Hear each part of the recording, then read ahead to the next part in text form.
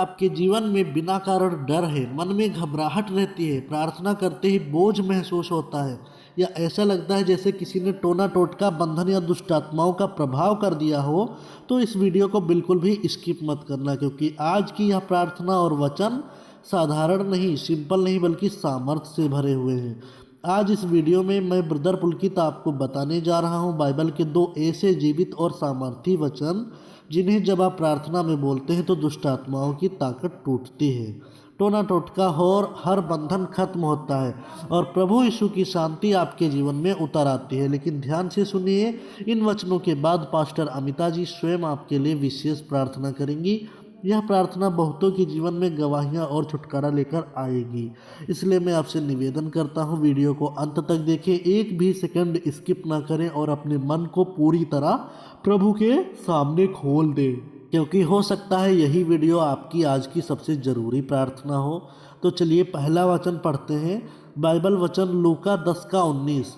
देखो मैंने तुम्हें सामर्थ्य दी है कि तुम सांपों और बिच्छुओं पर और शत्रु की सारी शक्ति पर अधिकार रखो और कोई वस्तु तुम्हें हानि ना पहुंचाएगी। आमीन। प्रिय भाई बहनों, इस वचन में प्रभु यीशु स्पष्ट कह रहे हैं कि डर हमें नहीं बल्कि सामर्थ हमें दी गई है।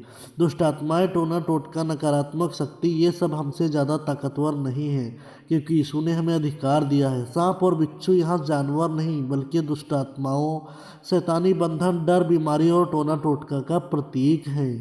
जब हम इस वचन को विश्वास के साथ यीशु के नाम में प्रार्थना में बोलते हैं तो अंधकार की कोई भी ताकत ठहर नहीं सकती। मान लीजिए एक व्यक्ति चर्च में आता है, वह बाहर से तो सिंपल दिखता है लेकिन अंदर से बहुत परेशान है।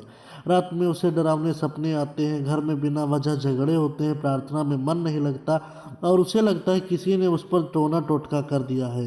एक दिन वह व्यक्ति चर्च की प्रार्थना सभा में बैठता है। पास्टर कहता है, अब हम सब मिलकर लूका 10:19 को जोर से बोलेंगे। पूरा चर्च एक आवाज़ में बोलता है, प्रभु यीशु के नाम में हमें सामर्थ्य दी गई है, शत्रु की सारी शक्ति पर अधिकार है और कोई भी बुरी ताकत हमें हानि नहीं पहुंचा सकती। जैसे ही यह वचन बोला गया, किसी का डर खत्म हो जाता है, किसी के आंसू बहने लगते हैं, किसी के मन को हल्कापन महसूस होता है और कई लोगों के जीवन से बंधन टूट जाते हैं। क्यों? क्योंकि यह इंसान का वचन नहीं, यह चर्च का वचन नहीं, यह प्रभु यीशु का जीवित वचन है और जहाँ प्रभु का वचन बोला जाता है वहाँ दुष्ट आत्माओं को निकलना ही पड़ता है। तो अब चलिए पढ़ते हैं दूसरा वचन। बाइबल वचन 2 कुरिन्थियों का 10:4 पढ़ेंगे। क्योंकि हमारी लड़ाई के हथियार शारीरिक नहीं परंतु परमेश्वर के द्वारा सामर्थ्य है कि गढ़ों को ढा दें। प्रिय भाई बहनों, यह वचन हमें बहुत गहरी सच्चाई सिखाता है। प्रभु कहते हैं हमारी लड़ाई किसी इंसान से नहीं है, हमारी लड़ाई शरीर की ताकत से नहीं है, हमारी लड़ाई गुस्से या बदले से नहीं है, बल्कि हमारी लड़ाई अदृश्य ताकतों से है, जैसे डर, टोना टोटका, दुष्ट आत्माएं, पीढ़ियों के बंधन, नकारात्मक सोच और शैतानी योजनाएं। और प्रभु यह भी कहते हैं हमारे हथियार तंत्र मंत्र नहीं, टोने का जवाब टोना नहीं, किसी बाबा या उपाय नहीं, बल्कि हमारे हथियार हैं प्रभु यीशु का नाम, बाइबल का वचन, विश्वास से की गई प्रार्थना। जब हम इन हथियारों का इस्तेमाल करते हैं तो बड़े से बड़े गढ़ भी टूट जाते हैं। गढ़ का मतलब है वो समस्या जो सालों से जमी हो, जो बार बार लौट कर आती हो, जिससे इंसान कहने लगे अब तो कुछ हो ही नहीं सकता। प्रभु कहते हैं मेरा वचन उन गढ़ों को भी ढा सकता है। हालेलुया। मान लीजिए एक परिवार हर रविवार को चर्च जाता है, बाहर से सब ठीक है लेकिन घर में शांति नहीं, एक ही समस्या बार बार आती है। बीमारी ठीक होती है पर मन में भारीपन रहता, उन्हें लगता है शायद ये हमारे भाग्य में है, शायद ये पीढ़ियों की परेशानी है। एक दिन चर्च में वचन बोला जाता है 2 कुरिन्थियों 10:4। पास्टर समझाता आज हम शरीर से नहीं, आज हम वचन से लड़ेंगे। पूरा चर्च एक साथ बोलता है प्रभु यीशु के नाम में हमारी लड़ाई शारीरिक नहीं, हमारे हथियार परमेश्वर के द्वारा सामर्थ्य हैं और हर गढ़ आज टूटे। जैसे जैसे प्रार्थना आगे बढ़ती है, किसी को वर्षों बाद शांति महसूस होती है, किसी के परिवार में बदलाव शुरू होता है, किसी की सोच बदलने लगती है और कई लोग कहते हैं आज कुछ टूट गया। क्यों? क्योंकि जब बाइबल का वचन बोला जाता है तो अंधकार टिक नहीं पाता।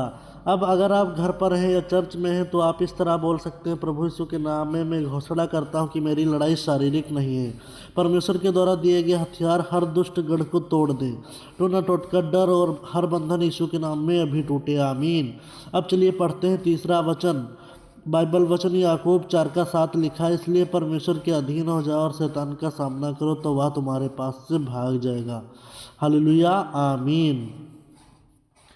प्रभु यीशु मसीह हम इस समय ये कह रहे हैं कि हमको परमेश्वर के अधीन होना है, शैतान का सामना करना है, ना कि शैतान से डर जाना है, कांप जाना है और रूम में बंद करके चुपचाप बैठ जाना है। कुछ लोग बहुत डरते हैं, किसी ने रेंट पर रूम लिया है तो वो नया नया रूम लिए हैं, उसमें जाते हैं तो उन्हें डर लगने लगता है कि पता नहीं कैसा हो, रात में अजीब सी बेचैनी होती है। तो बेचैनी से आगे आपको चलना है, क्योंकि परमेश्वर के अधीन हो जाओगे, शैतान का सामना करोगे, तभी वह आपके पास से भाग जाएगा।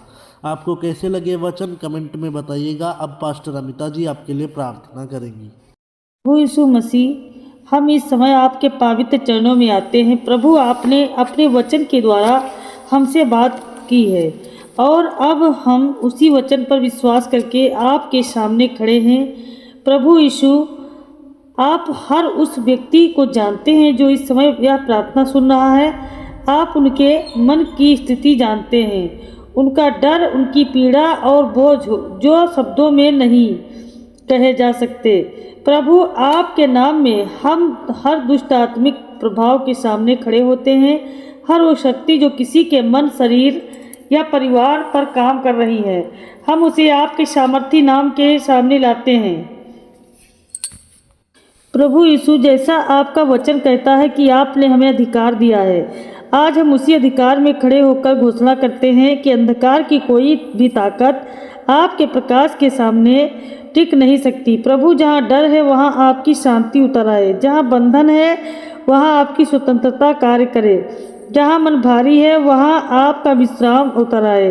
प्रभु यीशु, जो लोग वर्षों से एक ही समस्या से जूझ रहे हैं, जो कहते हैं अब कुछ नहीं बदलेगा, आज उनके लिए आप स्वयं खड़े हो। प्रभु, आपके नाम में हम हर उस गढ़ को तोड़ते हैं जो दुश्मन ने मन में, सोच में या परिवार में खड़ा किया है। यीशु के नाम में हर नकारात्मक शक्ति शांत हो, हर अशांति रुक जाए, हर बोझ हल्का हो। प्रभु, अपने पवित्र आत्मा से हर देखने वाले को भर दीजिए, उनके घरों में, उनके दिलों में, उनके वातावरण में आपकी उपस्थिति महसूस होने लगे। प्रभु यीशु, आप वही परमेश्वर हैं जो आज भी कार्य करते हैं, आज भी छुड़ाते हैं, आज भी शांति देते हैं। प्रभु यीशु, हम आपका धन्यवाद करते हैं। धन्यवाद यीशु, धन्यवाद यीशु, इसलिए नहीं कि सब कुछ परिपूर्ण है, बल्कि इसलिए कि आप हमारे साथ हैं। प्रभु, हम विश्वास करते हैं कि इस प्रार्थना के समय आपने कार्य करना शुरू कर दिया है, क्योंकि आपका वचन कभी खाली लौटकर नहीं जाता। जो लोग अभी भी अपने मन में शांति महसूस कर रहे हैं, जो अपने दिल में हल्कापन अनुभव कर रहे हैं, जो जानते हैं कि आज कुछ बदल गया है, प्रभु, यह आपकी उपस्थिति है। प्रभु यीशु, हम अपने जीवन, अपने परिवार और अपने भविष्य को आपके हाथों में सौंपते हैं। हम डर के साथ नहीं, हम विश्वास के साथ उठते हैं। हम हार के साथ नहीं, हम जय के साथ आगे बढ़ते हैं।